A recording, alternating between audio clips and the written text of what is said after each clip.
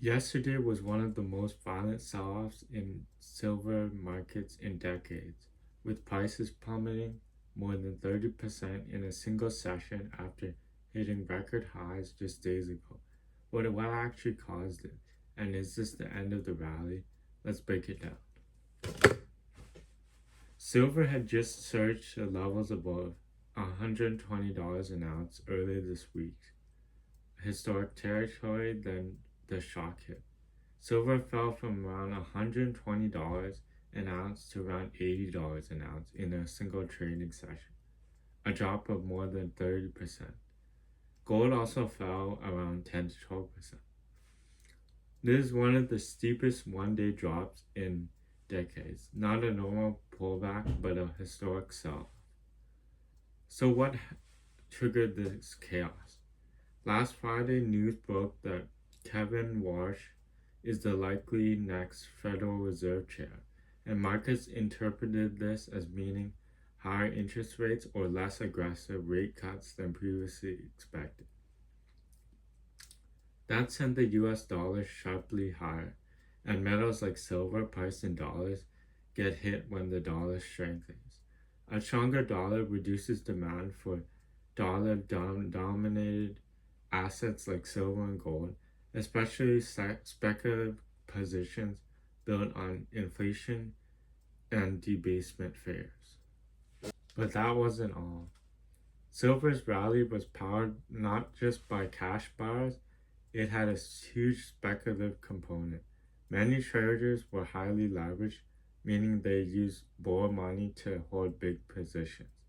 When prices started to fall, margin calls kicked in. Traders either had to put more cash or close position. The CME group raised margin requirements for silver and gold futures to slow volatility. That forced even more selling, a cascade effect where everyone is selling because everyone else is selling. These technical factors added to fuel to the fire too. Once key support levels were broken, stop loss orders were triggered, and algorithmic trading systems added automatic selling pressure. That made the drop happen faster and sharper than a typical market correction. Here's an important distinction. A normal correction is gradual, what we saw yesterday, like a liquidity wipeout, one session where price falls much faster than in standard markets. People are calling it a crash, and in percentage terms, it looks like one. But part of this was also the profit taking after an overheated rally and macro news that changed speculations overnight.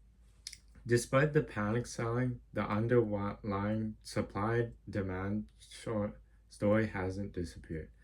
The industrial use in solar, electronics, and EVs is still strong.